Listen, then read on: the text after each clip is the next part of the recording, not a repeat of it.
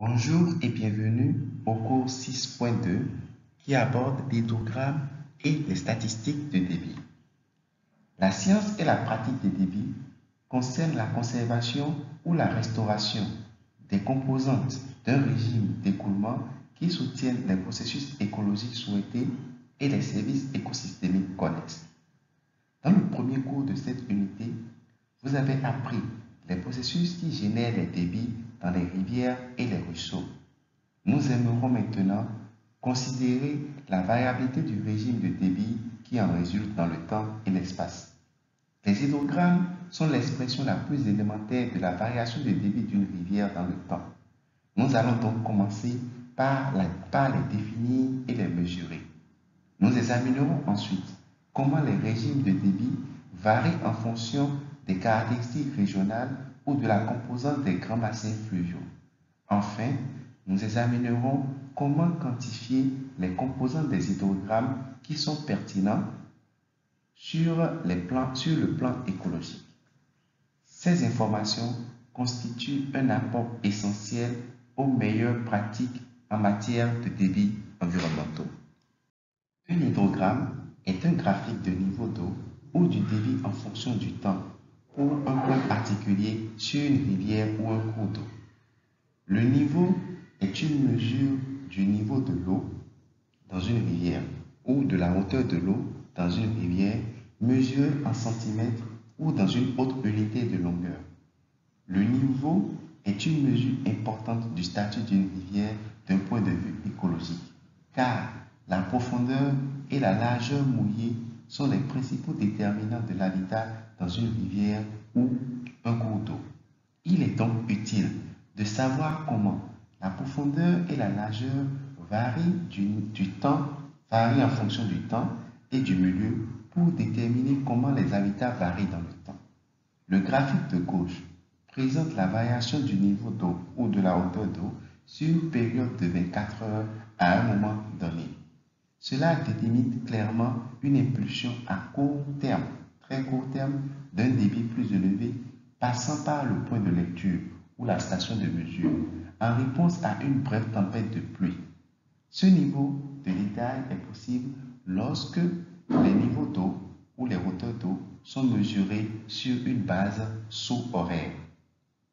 L'hydrogramme du graphique du milieu que vous voyez sur la figure représente une impulsion de débit élevée de durée similaire, mais l'amplitude de cette impulsion est exprimée en termes de débit ou un volume d'eau s'écoulant devant la station de jaugeage par unité de temps, généralement en secondes.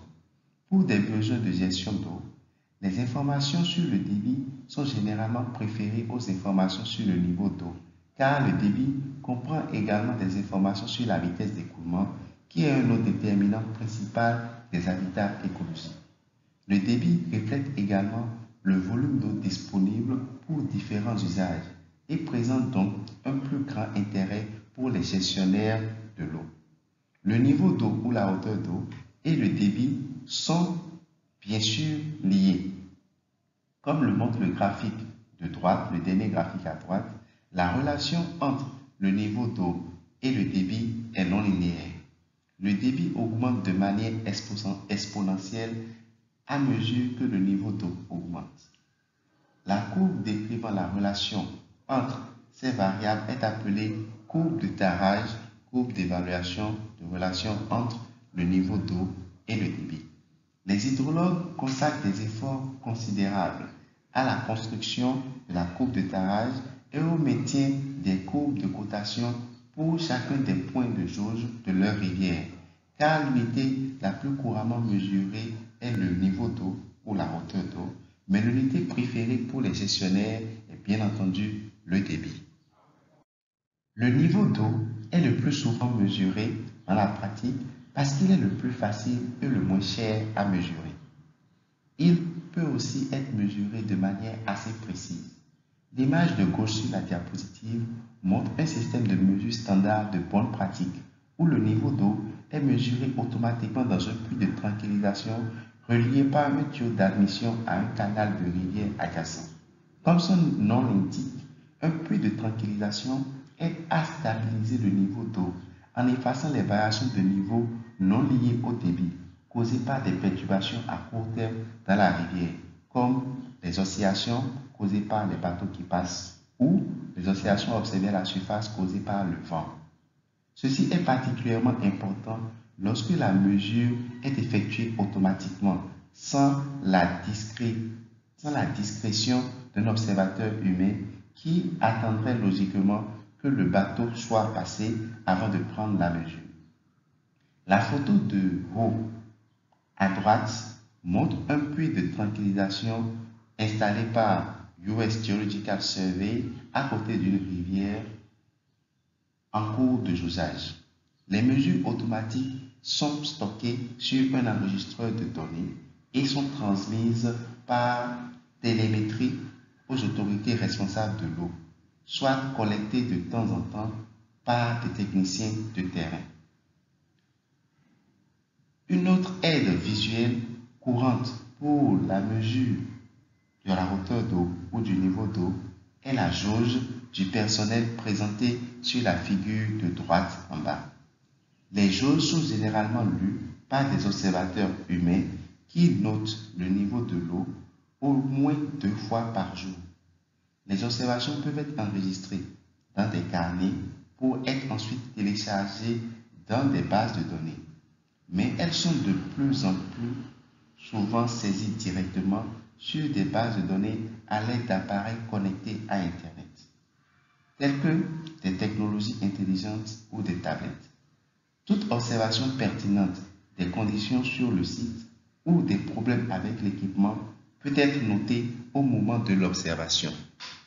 Les mesures de débit nécessitent de relever le profil de la section transversale du canal fluvial au point de jaugeage et de mesurer la vitesse d'écoulement à travers ce profil. Dans l'équation indiquée sur la diapositive, le débit est égal à la vitesse U multipliée par la surface de la section transversale. Pour augmenter la précision de la mesure manuelle du débit, la section transversale est subdivisée en cellules individuelles étiquetées de 1 à 9 dans l'exemple sur la diapositive, chacune ayant une section transversale mesurée. Les hydrologues mesurent la vitesse dans chacune des cellules et le débit total de la section transversale est trouvé en additionnant le débit dans les cellules individuelles. La vitesse est mesurée à l'aide d'un vélocimètre, soit en parcourant le cours d'eau pour les petits cours d'eau à pied, comme le montre la figure en bas à droite, soit en déployant le vélocimètre à partir d'un bateau ou d'un pont ou d'un système de suspension, comme le montre la figure en bas à gauche. Aujourd'hui, le débit est de plus en plus mesuré à l'aide d'un profileur de courant à effet Doppler acoustique, communément appelé ADCP. Ces instruments utilisent des ondes sonores et l'effet Doppler pour mesurer les vitesses d'écoulement sur le profil du fleuve. J'ai inclus une vidéo dans les ressources supplémentaires de l'unité pour montrer comment ces systèmes fonctionnent. Si vous n'êtes pas familier avec l'effet Doppler, vous pouvez entrer le terme effet Doppler dans YouTube et vous trouverez de nombreuses vidéos à ce sujet. Les ADCP sont également capables de mesurer la section transversale. Ils quantifient donc le débit en même temps. Ils ont vraiment révolutionné la mesure du débit dans les rivières. Les hydrologues s'efforcent de mesurer le débit dans toutes les gammes de conditions d'écoulement de toute rivière, du plus petit au plus faible, du plus petit, c'est-à-dire le plus faible débit, au plus élevé. Chaque fois que le débit est mesuré, il mesure également le niveau d'eau.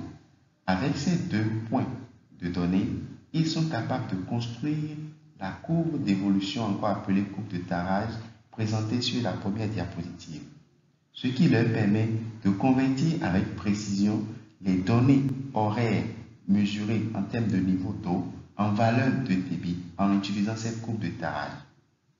Même lorsque cette relation est établie, c'est-à-dire la relation débit, hauteur d'eau ou débit, niveau d'eau, et communément exprimée par la courbe de Tarrage, lorsque cette relation est établie, la meilleure pratique consiste à continuer de mesurer le débit à des intervalles mensuels ou trimestriels afin de garantir que la courbe de tarage reste actualisée et valide.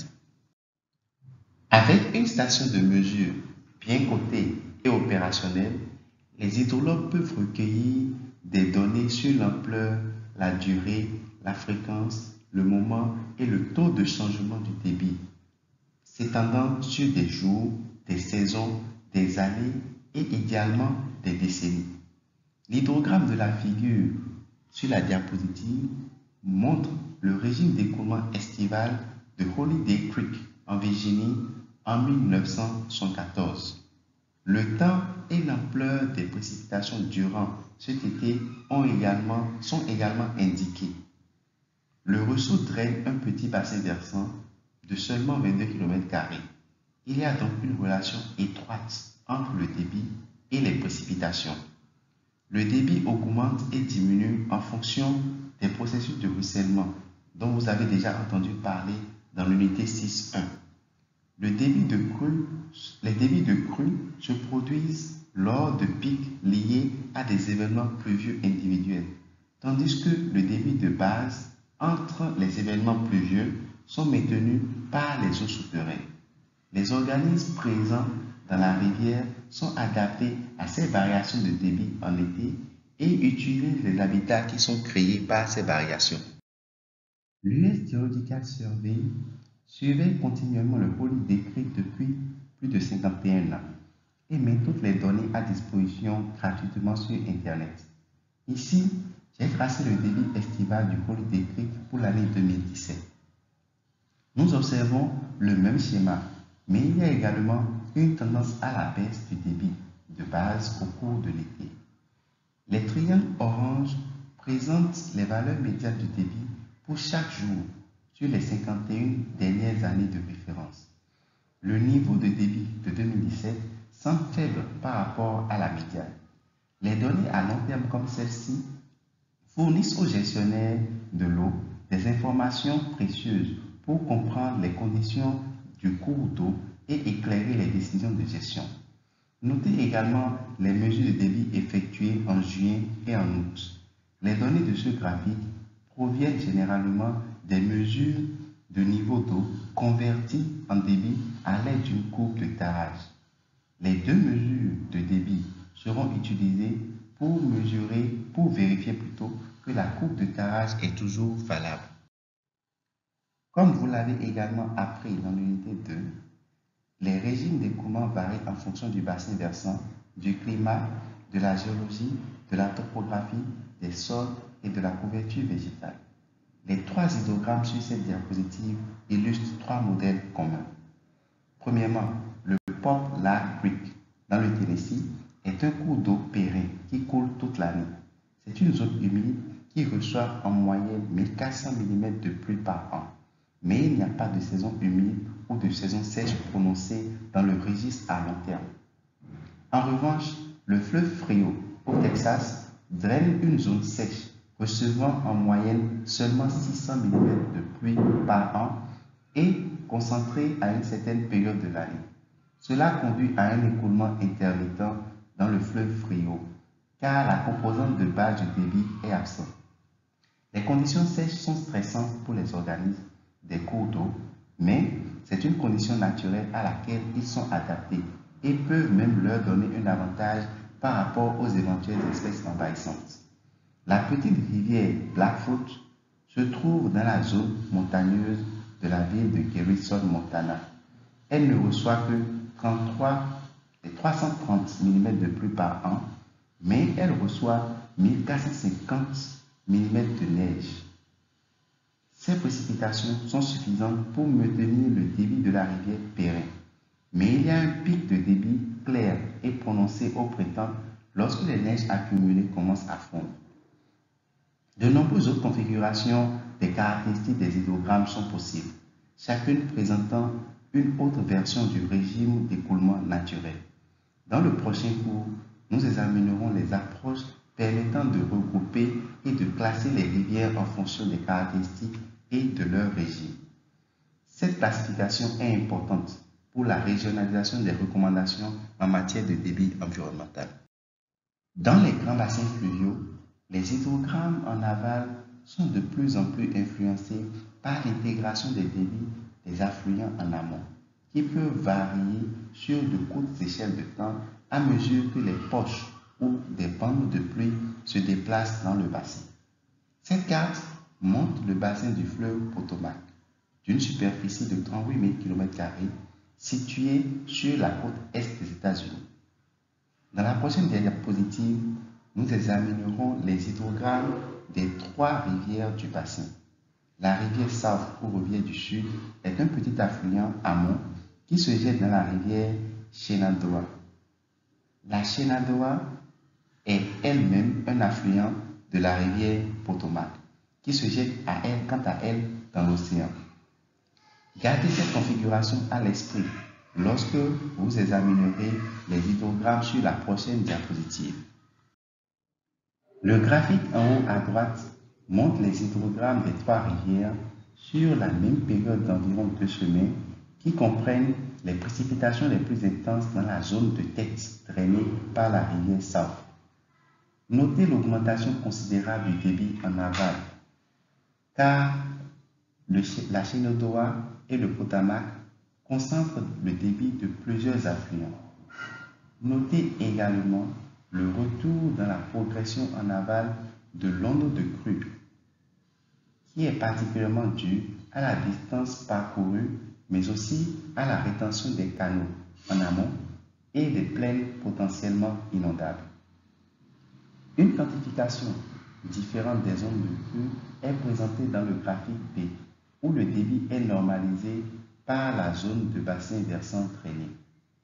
Cela met en évidence le niveau élevé de débit par kilomètre carré de bassin versant dans la rivière South, où les précipitations se sont concentrées. Le débit normalisé diminue en aval à mesure que le Shenandoah et le Potomac intègrent le débit de crue de la rivière South avec les débits d'autres rivières qui ne sont pas en crue. Imaginez la complexité de ces interactions de débit qui se jouent sur l'ensemble du bassin fluvial pendant de nombreuses années et saisons. Imaginez aussi les communautés de plantes et d'animaux qui ont évolué pour tirer parti des tendances prévisibles de la variabilité des débits et pour faire face aux extrêmes.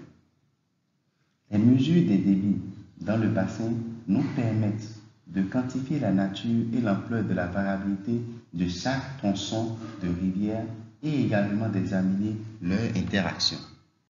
Ces modèles de variabilité du débit composent le régime de l'écoulement naturel. En 1996, à peu près au même moment où le paradigme de débit naturel a été publié, Brian Fisher et ses collègues de Nature Conservation ont développé une méthode pour caractériser statistiquement la variation hydrologique annuelle des rivières et des ruisseaux. Leur approche est appelée indicateur d'accélération hydrologique ou IHA. Elle quantifie en 3 paramètres décrivant la variabilité de l'ampleur, de la durée, du moment, de la fréquence et du taux de changement du débit. Vous vous souviendrez que dans l'unité 2, ce sont les caractéristiques écologiques pertinentes des régimes d'écoulement. Les paramètres sont organisés en 5 groupes. Le groupe 1 comprend les valeurs moyennes ou médianes de l'ampleur des débits mensuels.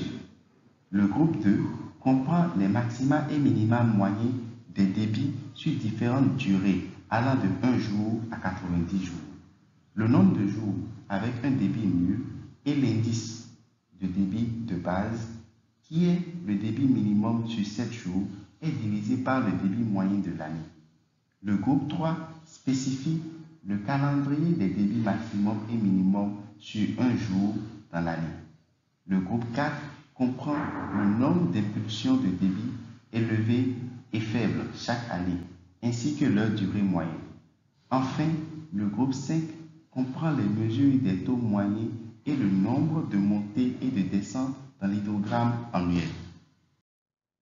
Outre les statistiques permettant de caractériser la variabilité annuelle des régimes de débit, l'IHA distingue et caractérise également 5 composantes des débits environnementaux ayant une importance écologique.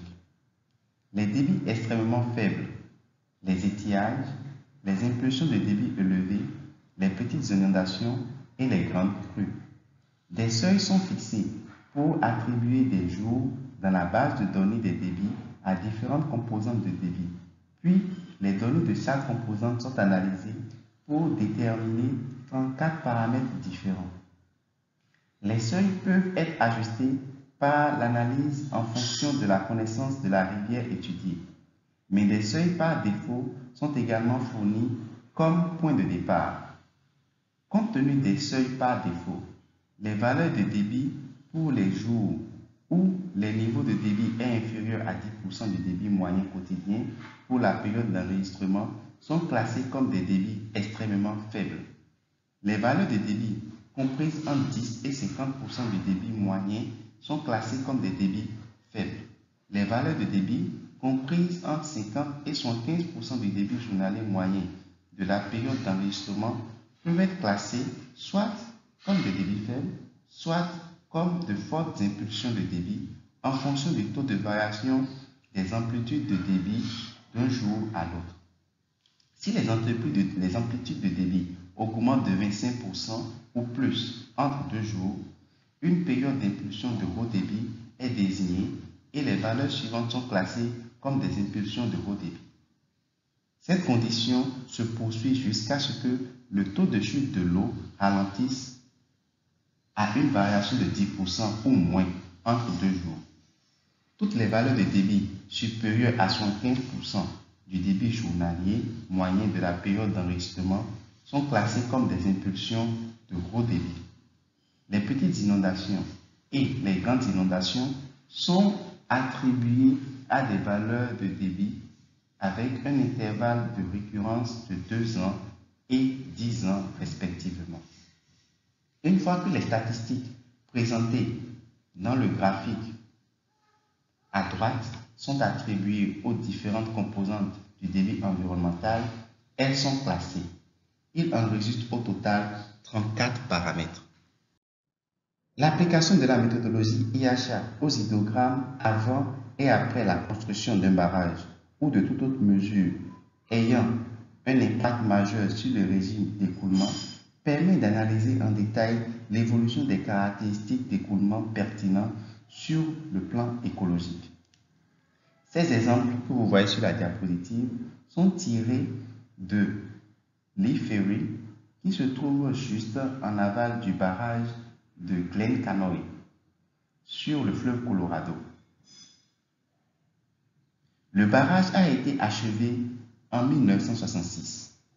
La ligne verte dans le graphique montre la variabilité annuelle du paramètre sélectionné avant la construction du barrage et la ligne rouge montre la variabilité du même paramètre après la construction.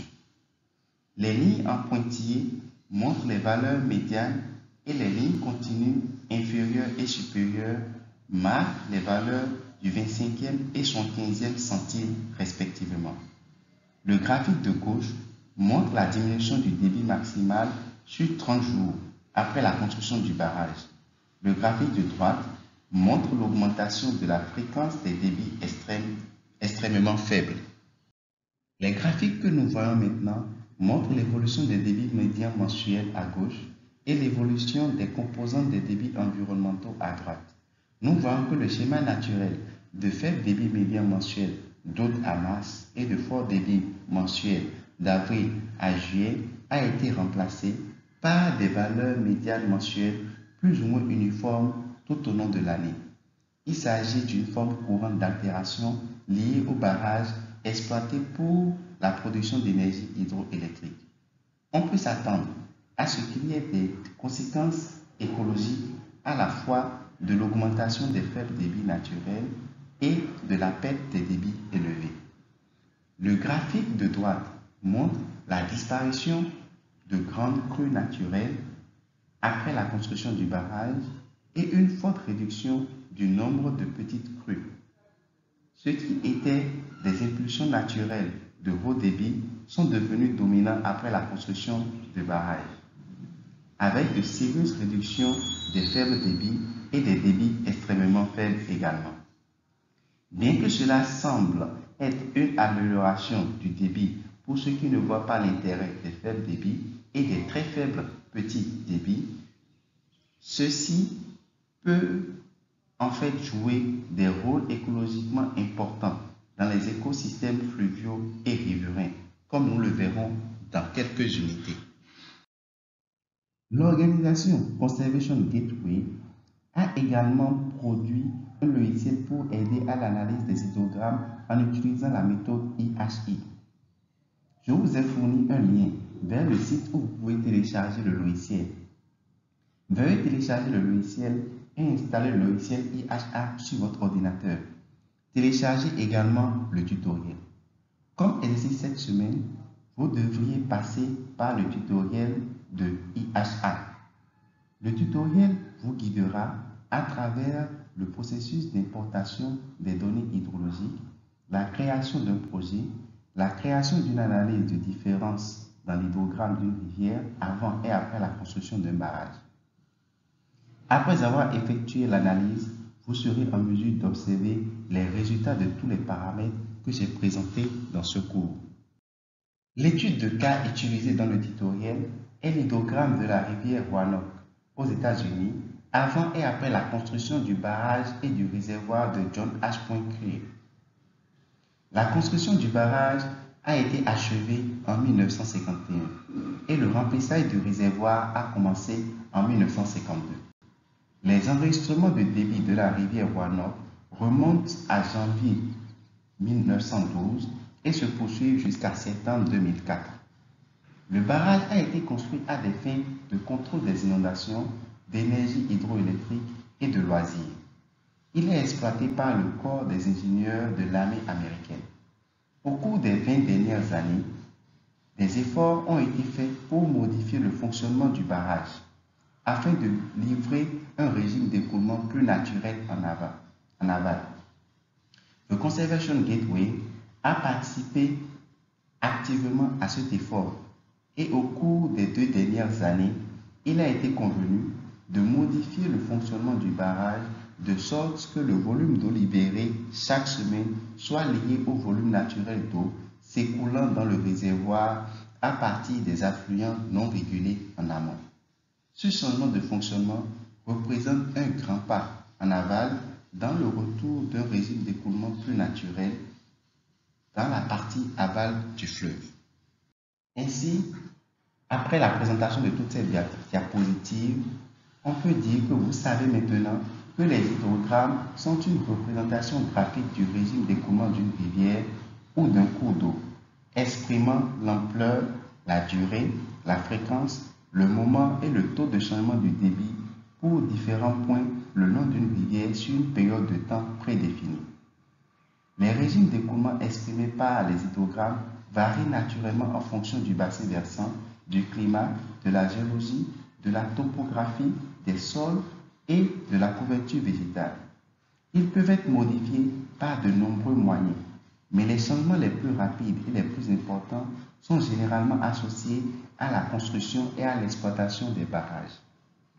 Des méthodes telles que les indicateurs d'altération hydrologique permettent de caractériser statistiquement les composants des régimes d'écoulement qui sont importants sur le plan écologique et de quantifier les changements de ces composantes provoqués par l'altération du débit.